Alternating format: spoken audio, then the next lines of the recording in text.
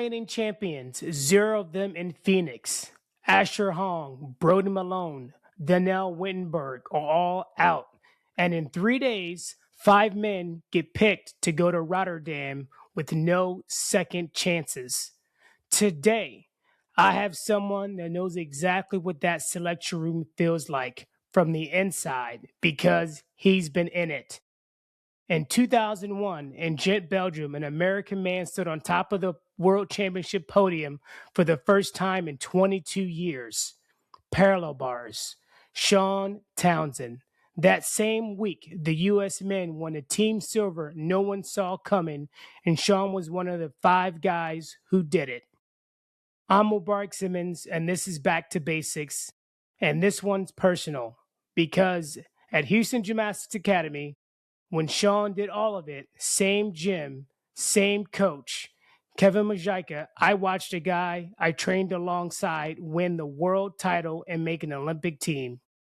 Sean Townsend is a 2000 Olympian, 2001 world champion on parallel bars, and a 4-time national champion. And he spent a decade in the U.S. senior national team. Today, he is still in the sport, coaching the next generation coming up right now. Sean Townsend, welcome to the show, bro. I'm glad to be here, Mo. It's an honor and a privilege. Like you just said to everybody, we were once teammates, good friends, so you know exactly what I know as far as what it takes to be a world-class gymnast. Yeah, man, absolutely. So I want to start out right from the bat. What was your reaction when you found out Asher, Brody, and Donnell are not competing at championships? 2 of the 3 were kind of expected, but Asher, I still don't even know why he's not competing. I don't know if you know some inside information. I've been so busy focusing on my guys and what's going on in my control that I don't know what's going on with him. But I did hear what happened to Wittenberg, and obviously his age, and he just had an incredible couple of years that I hope it wasn't just overuse, but I'm sure he'll be back strong enough than ever. And then Brody, I think you might be able to relate to this or at least agree with this. I think he's kind of like a Paul and a Morgan Hong. He's Okay. just waiting to strike when the time counts. I feel like I feel like this year, I mean, I know it's important for Team USA, but it's not important in his schedule. And I think he believes in the guys below him that they can get the job done and make us, one of the top contenders at the Olympics in 2028. Wow, that's a really good take. That's a really good take. So, I mean, I guess what are the benefits of Brody not competing and getting some other guys that experience on the world stage? Can you talk a little bit about that? Yeah, I mean, Brody, he's already proved to everybody that he's done everything. There's no point in him trying to force things and try to come back too soon. I think he's trying to get his personal life together. At the same time, I think the most important part is he's trying to peak at the right time. I think at a certain age, when you're over 25 years old, you can't just sit there and push yourself to a 4-year cycle without something breaking down. And I feel like he's just being super cautious, super smart. And like I said, he's trying to peak for the 2027, 2028 year, in my opinion. All right. No, that's great. That's great. I kind of agree with you there and makes sense. And on our last show, I was talking to Justin James, right? He's a Texas guy. And I was talking about how maybe you've been in the sport for a while. I've been in and out of the sport, especially on the men's side. But lately, it seems like Pommel horse and the specialist is something that we all are looking forward to. And we have really 3 good guys I feel like are in contention to win it all. We have Steven Ederosic, Olympian, medalist. Then we have Patty Hoops that just won as well a world medal last year. And then we have Dang, right? Brandon Dang from Illinois. I mean, what are your thoughts on just palm horse in this country? And have you seen like you in the coaching ranks, like a different energy or vibe around pommel horse lately? I have, and I was just talking to the guys about this, and last actually 5 to 10 years, I preach to all of my gymnasts. I go, if you want a meal ticket to a college, Olympic, or a world team, get good at pommel horse. And I think that all the coaches in the 2000s took that to heart because of how behind we were. And they preached to all the future gymnasts coming up. And guess what's happening? We are doing it. We are proving that we're the best in the country on pommel horse.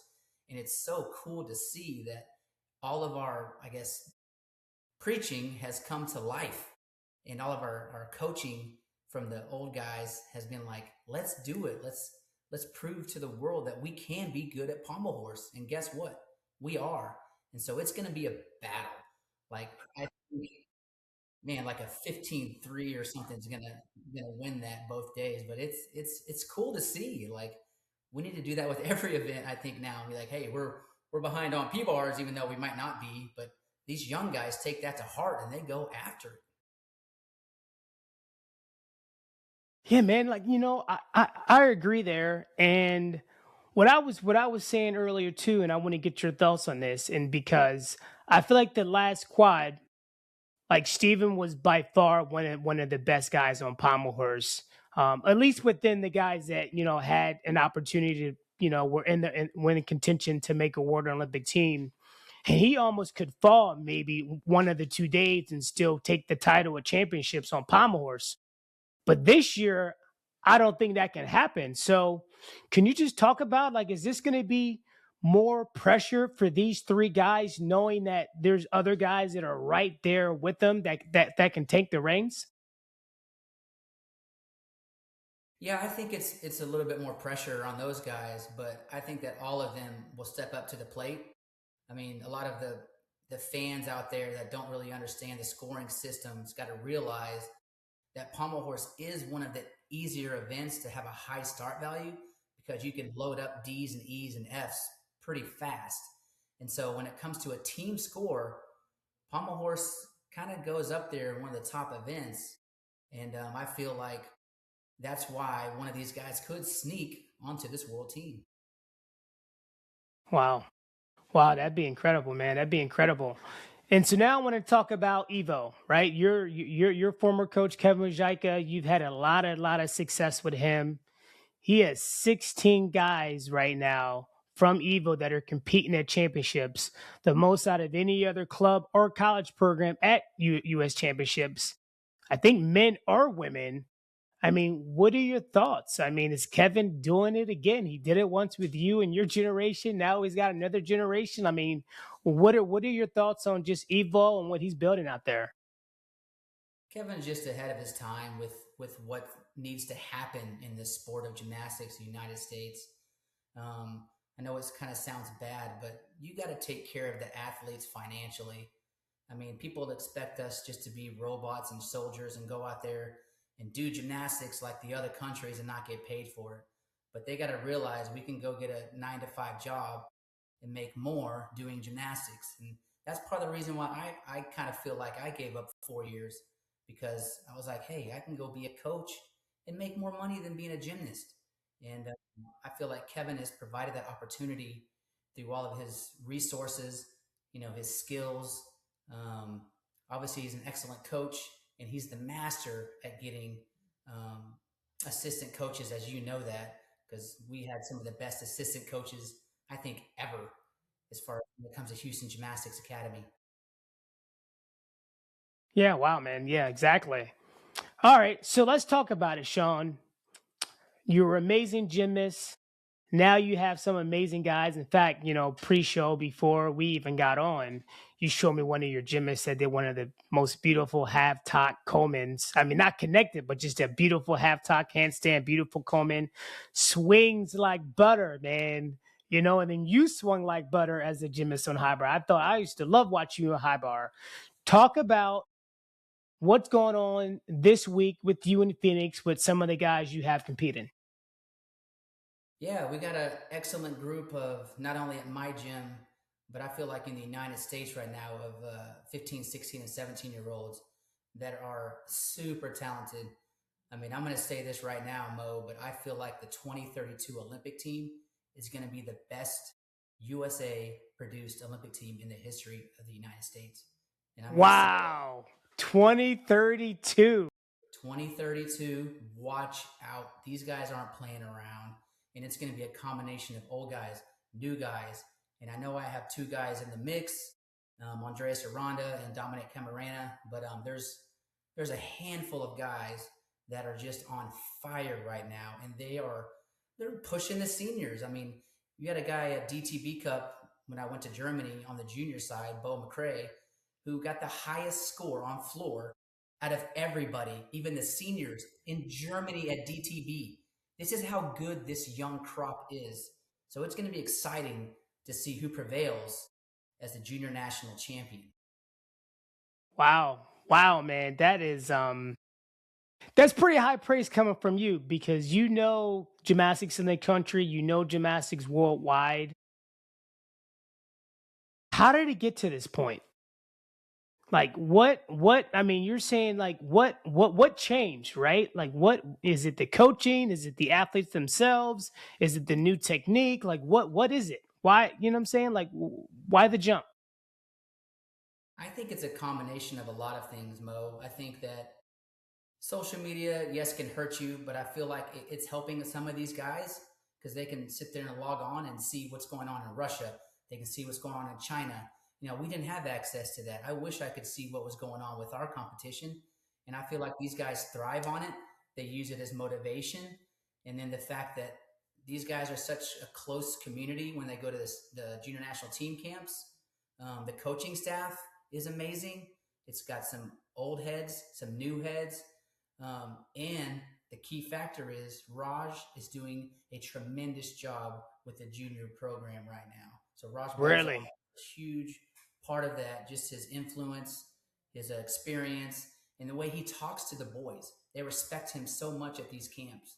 And I feel like it's just a combination of all of these things that are putting a fire in these guys. And they are ready to prove that they are the best in the United States and the world. Wow, man. Wow, you brought out Raj. I just want everyone to know, if I'm not mistaken, Raj was part of that 2001 world team that won that silver medal. Is that correct? That is correct. He was a huge part of that team. So props to him. Wow, man. No, this is exciting. I honestly I didn't know this, man. So I'm glad you come on and kind of kicking this wisdom. Let's talk a little bit more about your guys. You said you had two guys that you kind of want to talk about them a little bit and kind of what are their strengths and what you're looking for them to do when they compete, you know, here in a few days in Phoenix. Yeah, Dominic's been a little banged up. He is the reigning level 9 all around champion at developmental nationals last year. We did have to go to the route of petition because he's battling some injuries because he's finally growing. He is 15 years old. He is one of the youngest guys competing. But I would say his strengths are pommel horse, rings, pillow bars, and high bar. I think pillow bars and high bar are his best two events, and he could really um, win those events if he hits. And then when we go to Andreas Aranda, who was one of my kids I've had since he was 5 years old, he's just an all around athlete, obviously. He was 2 years ago the level 9 all around champion. So we had back to back level 9 all around champions in our program, respectively. His strengths are leg events. He's a floor and vault guy, but he's also really, really good on pommel horse, which, as you know, is your meal ticket to make a team. And so I think those are his three strongest events. Even though he is an all around guy, he really has no weaknesses. Even though if you talk to him, he'd be like, I'm not good on these events. But he is an all around gymnast. But his strengths are definitely floor vault and pommel horse. Wow. Okay. All right. Now I want to transition to the world team a little bit. U.S. Championships. Obviously, there's 5 spots that are vying for it. But before we do, I kind of want you to take us back to 2021, right? What was that selection process onto that world team? And then when you got there, we and Kevin had talked a little bit about us. That was around the time at 9/11 and all that stuff. But like when you got there, what worked for that team for you guys to be able to come through and win that silver medal? Yeah, 2001 was a very interesting year. We got a call from the USA Gymnastics program that we weren't going to go, weren't going to compete. And that kind of crushed me in a way because I was ready. I was internationally ready. I was physically ready. I was mentally ready. And that kind of just put a dagger in the heart. And then I think it was 2 weeks later, we got another phone call saying, hey, we are going to go. We are going to compete. We're going to send some extra security with you guys. And I think that just kind of just humbled us and put a lot of weight off of our shoulders, if that makes sense, to where we can free up and just be grateful. I like to use that word. We were just grateful for the opportunity to travel and compete and represent our country, especially during such a dramatic time in our country. But I think we were freed up, Mo. That's the best way I can describe it. We had no pressure. It was just being grateful and given the opportunity that we were going to compete. Wow, man, that's great, man. That's amazing. So when you look at the guys we have competing at championships, Fred Richard, Yul Modower, Shane Wiskus, the list goes on. You got a lot of good guys out there. Steven Nutter Rosick, the EVO guys. What are your thoughts on how these guys look right now? And then what are you looking for from their performance to give you that confidence that they may have a shot to get top 3 at Worlds, to get their berth to World Championships on the first time around? Well, I don't envy the men's program committee because it's going to be a very, very difficult decision, especially those last 2 spots. But I think no matter who you put on that team, it's going to be a tremendous team. It's going to be a team that's going to fight till the end. They're not going to give up. It's a very talented team. It's a young team. Shane will be, of course, one of the veterans, one of the leaders. But I can try to name 5 guys if you want. Yeah, I mean, what are your thoughts? Who do you like, or who do you like if you were on the selection committee, right? What guys would you want on that team? Well, if I were to say all 5 of these guys go 12 for 12, kind of mathematically, I would say it's going to be Fred, Yul, Shane. I'm gonna pick Danila, and then I'm gonna pick. Ooh, And then I'm gonna Danila. pick Cameron Nelson, and the reason is we need a rings guy because Whittenberg's out, Brody's out, Mm. and Asher. So we desperately. I think Cameron is pretty solid going into this. If he just does his job, And he's Evo, right? Evo used to train Ohio State. yes, he's Okay. definitely he's at Evo. So Wow.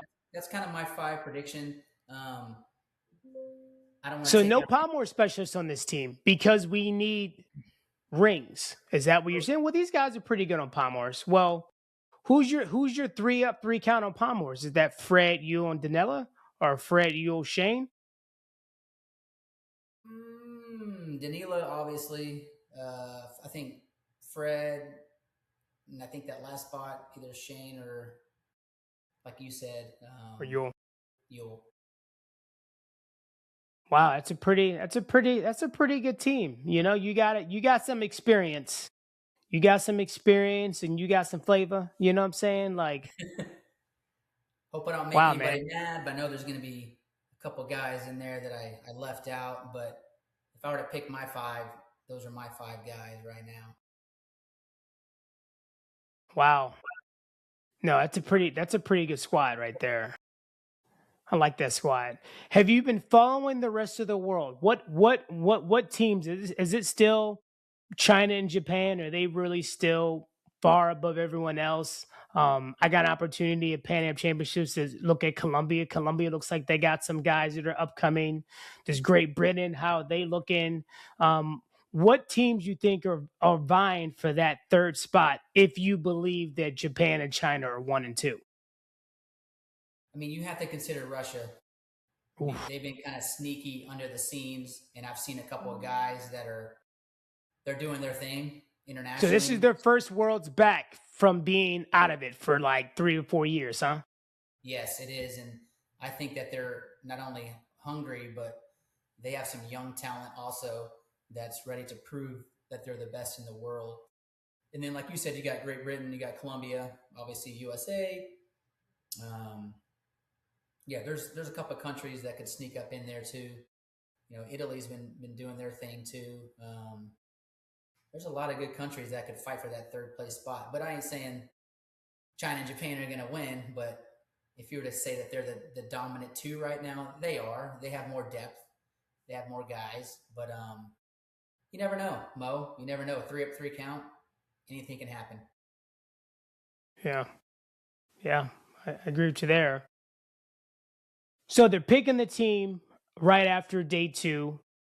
I think we've seen it both ways. We've seen them pick a team where it's right after the day 2. We've seen the world team selection camp.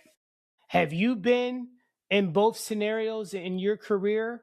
And maybe if you can talk about maybe which one, how different they are when it comes to the pressure as a gymnast with, either the selection camp versus just picking it after day 2. Any thoughts on that? That's a good question. I think they both have pressure implications. Um, but I honestly think that you should pick the team after USA Championships or Olympic trials.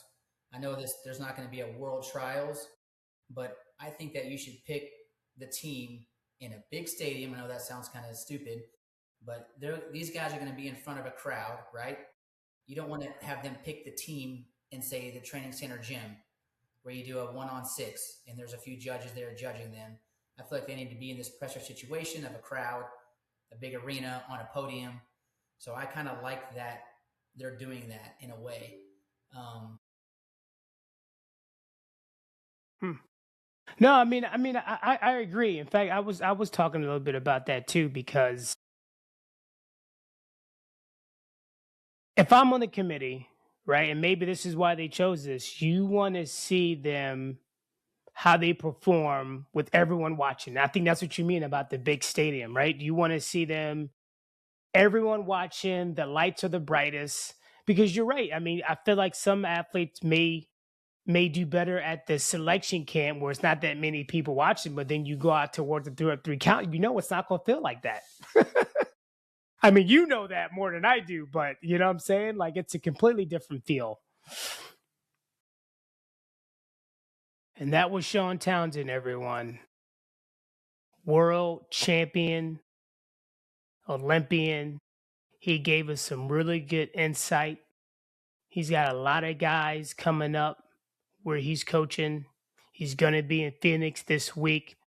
So I want everyone to tune in to U.S. Championships. He gave his predictions. I'm excited. In fact, this is probably going to be one of the most exciting U.S. Championships and the lead up to World Championships, because we are going to see the amount of depth Team USA has on the men's side with 3 of the top guys are not there. So I'm excited. Everyone tune in.